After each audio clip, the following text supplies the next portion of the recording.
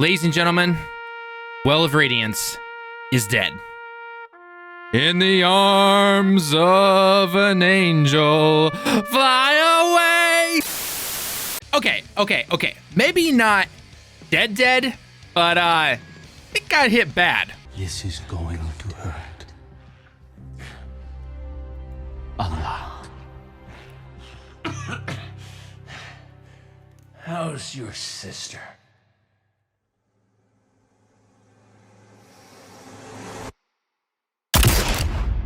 For those of you who've been out of the loop, Destiny 2's final DLC, The Final Shape, is releasing in less than 2 weeks, and this kind of symbolizes the 10-year journey that this game has gone through, both the ups and the downs, and a lot of people are definitely probably maybe going to be returning. But the big question is this DLC not only going to deliver, but is Destiny 2 going to be able to survive afterwards? Because I guarantee it that a lot of people are going to use this as their exit ramp to finally leave the game that is Destiny 2. Whether you love it or hate it or you're in between, it doesn't really matter. A lot of people are going to be leaving after this. And of course, Bungie is looking for ways to somehow keep that player base and also bring new players in for the post-Destiny 2 story that is Final Shape. Can they do it?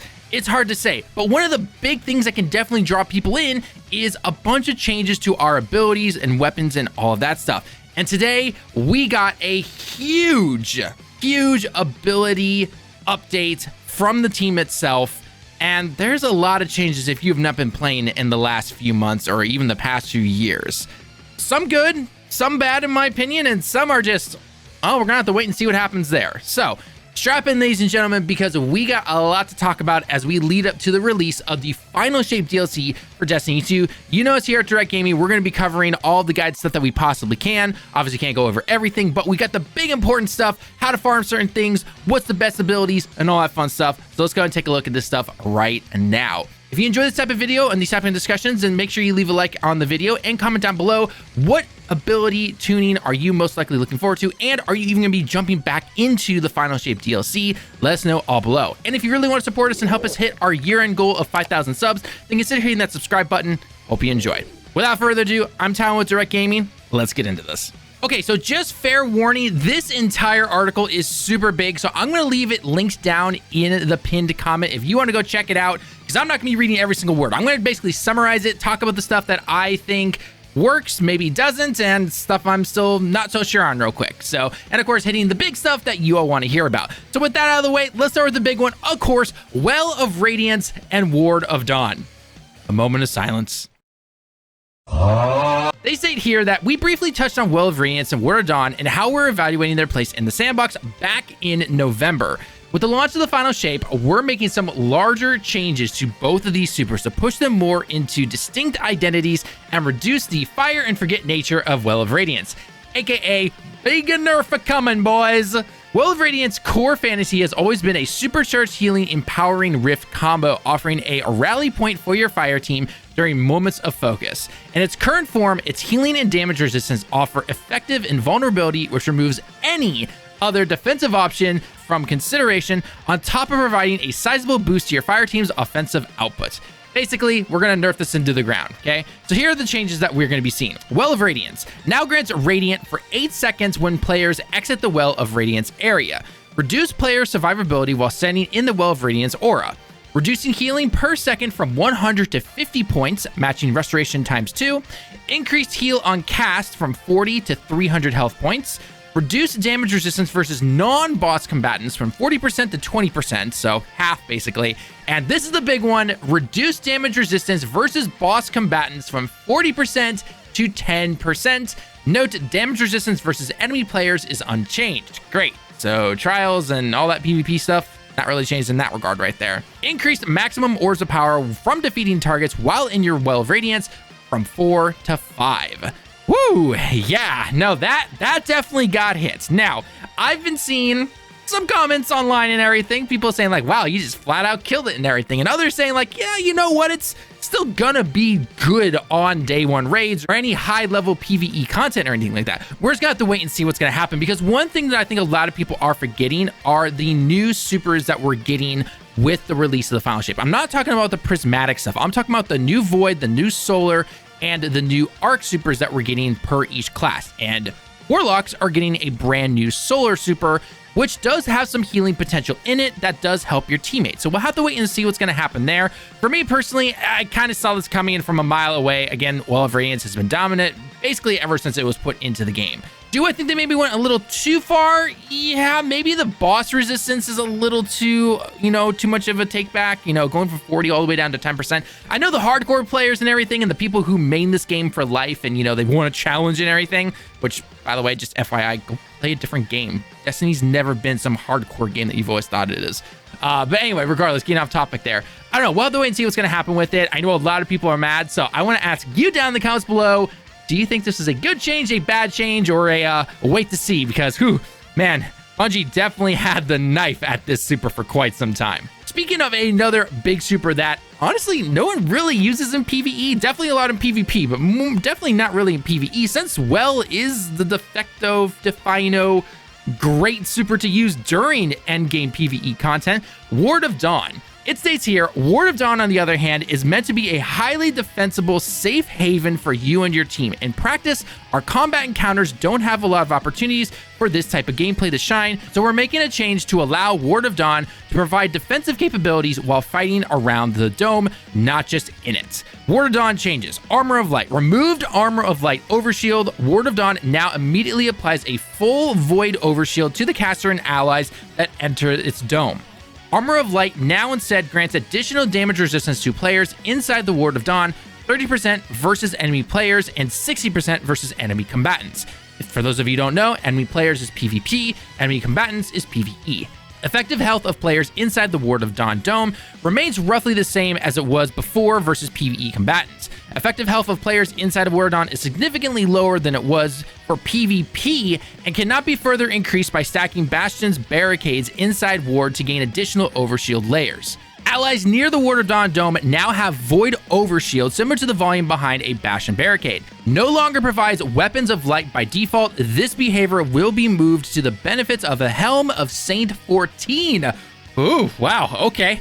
And the Ward of Dawn caster now generates additional orbs of power by defeating enemies with melee attacks in or near the bubble. Wow, those are some changes. I honestly thought they'd give a little bit more to Ward of Dawn to make you actually want to run it over Well, because for the last 2 years or so, Well has been the de facto super to use. And it's just like, yeah, you could bring the bubble if you want to. I mean, some people do bring it for certain raid bosses and everything, but overall, the Well just does everything it did and better, essentially. So I don't know, we'll have to wait and see what's going to happen here. Again, let me know your thoughts down below in the comments. Do you think this is too much? Do you think it's not enough? Do you think it needs to be toned down? Again, all your comments down below. Moving away from the obvious Well of Radiance and Ward of Dawn, I want to go into something that personally caught my attention, which maybe some people are definitely like, oh god, it's a flashback to the bad days. And I'm of course talking about Stasis. Yes, the Stasis subclass has definitely felt underwhelming for a good year and a half to almost 2 years, in my personal opinion, ever since it finally got into a good place in terms of PvP. Some people still think it needs to get toned down even more in PvP, but we're talking more for PvE here. I've always personally loved the Stasis class in PvE, however, it definitely falls flat in terms of a lot of the stuff. And even though it got a lot of the artifact mods this particular season, one thing that I always do when it comes to any particular subclass or anything is that if this class relies on the artifact mods, then it needs to be toned, whether that means getting increases or decreases, nerfs, buffs, whatever the case is. Because the moment the artifact stuff goes away, guess what? Your subclass either becomes doggy-doo, essentially, or it's still as powerful and anything. And Stasis, in my personal opinion, before these buffs, yeah, it definitely is still going to need some help, because the moment the artifact still leaves, it's going to be gone. So a few things that they're changing here that personally caught my attention was the new Frost Armor keywords. You are fortified by layers of durable stasis matter, reducing incoming damage. Frost Armor damage resistance grows stronger as you gain additional stacks. Reduce damage from PvE combatants by 4.5% per stack and from enemy players by 2%. So essentially, if you don't know, you could get a Stasis Overshield very similar to something like a Void Overshield if you collected crystals and everything. However, it didn't really do much, and you could barely tell sometimes if it worked because it was definitely a lighter kind of blue color than the void color for Void Overshield. So it'll be really interesting to see how well this particularly works. Some other stuff I did talk about here is that Frost Armor is a stacking buff that reduces incoming damage with greater damage resistance as your stacks increase. At launch, Frost Armor will be granted from a variety of sources, including the Tectonic, Grim, Glacial Harvest aspects, fragments, and exotic armor. By default, you can build a maximum number of 5 stacks of Frost Armor that lasts 9 seconds, which is roughly around the same as any kind of Void Overshield or anything like that. But with a newly reworked Whisper of Rim fragment, Frost Armor's maximum lifetime increases to 13 seconds and can build to a maximum of 8 stacks. Unlike the Stasis Shard Overshield, which I mentioned beforehand, Frost Armor remains active when your super is cast, though its effectiveness is significantly lowered while your super is active.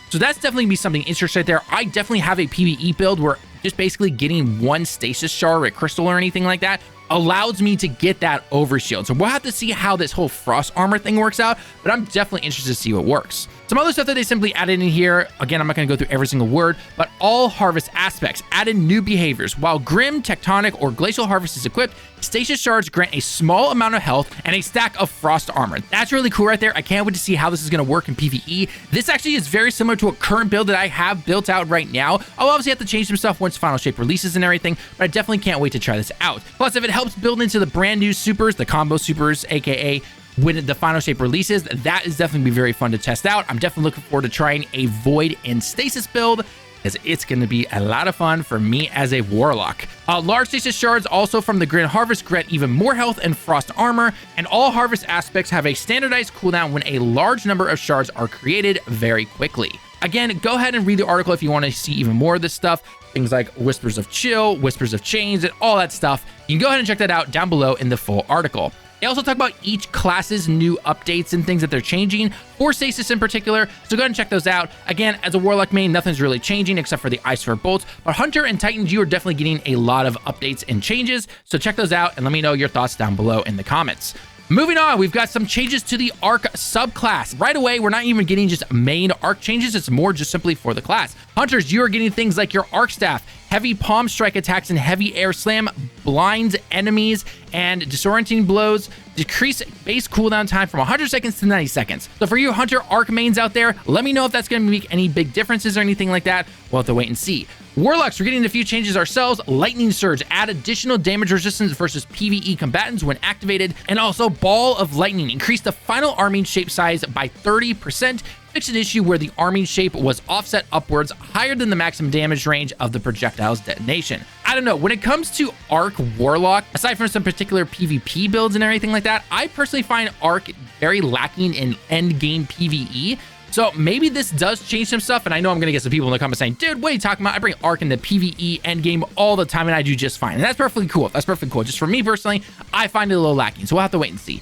Titan, you're also getting a bunch of changes when it comes to things like Thunderclap and also Knockout. So we'll have to wait and see how that's going to go. I know a lot of people want their Storm Grenades, which I do have something right here, aka Storm Grenades. Increase tracking travel speed when targeting PvE combatants between 0.5 and 1 meters per second, increasing the storm's lifetime. I know some people are definitely happy about that.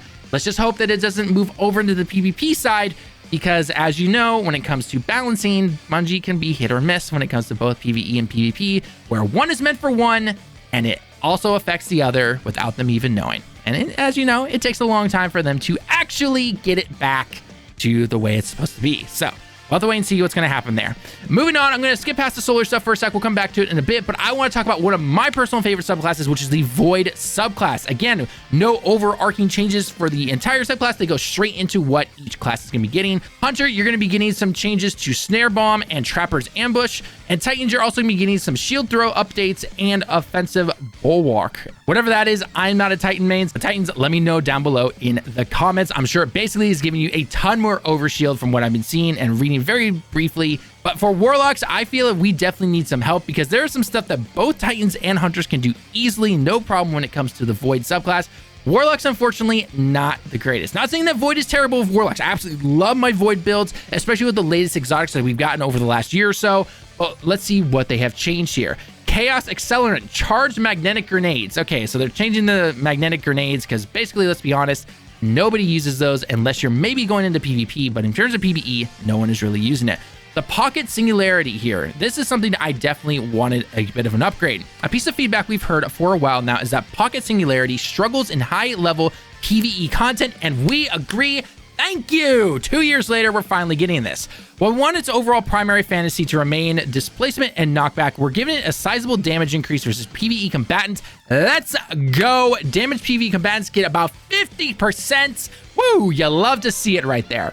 And the final thing that they're increasing for the Warlock class is Nova Bomb. The Seeker count goes from 4 to 6, and Fiction Issue, where Seekers could impact the environment on creation.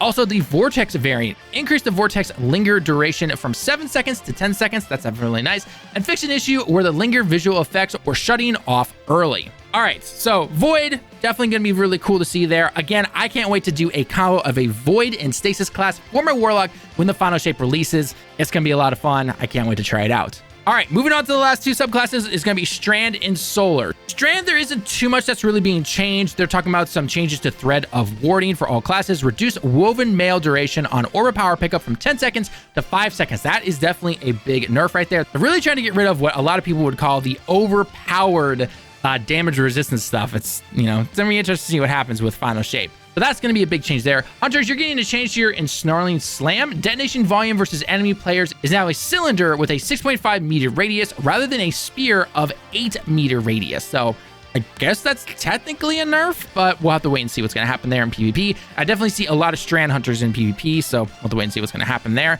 Warlocks, nothing much of a change here. Your Weaver's Call added a new behavior. Defeating a target with Strand damage now has a chance to generate a Thread Lean with a higher chance of generation from defeating more powerful targets. This damage can be from any source, including other Thread Leans. So I guess if you're really going into that worm build right there, that's definitely really cool. And then actually, before going into Titan, it actually goes into grapple tangles and melee, which I guess is cool. But I guess for grapple tangles, it says no longer fully refresh the duration when grappled to. So I'm guessing this might have to do with the thing where you could do really advanced plays where you could grapple to a tangle and you could keep doing that back and forth with some melee attacks on particular bosses in particular areas. Then you could basically one phase or just solo certain content and everything. Again, I could be completely wrong on that. Let me know down in the comments below if I am.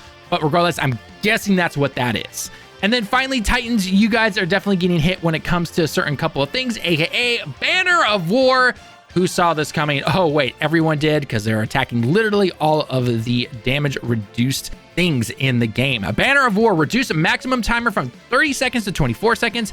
Melee glaive kills and super damage bonus are now have a diminishing returns with Syntho steps as followed. Melee bonus decreased from 1.4 times to 1.15. Glaive melee bonus decreased from 1.25 to 1.12. And super bonus decreased from 1.4 to 1.2. And also melee and glaive melee damage bonuses now have a diminishing returns with Worm God Caress. Again, Titans, let me know in the comments below, is it really that big of a deal? Is this a huge nerf? Is it just a little bit of a nerf? Let me know down below as always. And finally, when it comes to the Solar Superclass, nothing has really changed in terms of the overall class, and they completely skip over Warlocks because they're like, yeah, we already killed your baby, so what's the matter? Nothing really changes, right? Hunters, you are getting some changes to your lightweight knife, so I guess that is an update right there for you and a buff. And Titans, you seem to be getting some changes to your Hammer of Soul and some other moves, so let me know down below if those have really changed anything for you. I know Solar Titan is still a really popular class in PvE content. But with all that being said, though, that is kind of the overall view of all of the changes we are going to be getting. Obviously, not every single word and not every little thing I was able to go through, because otherwise we'd be here for like an hour or so.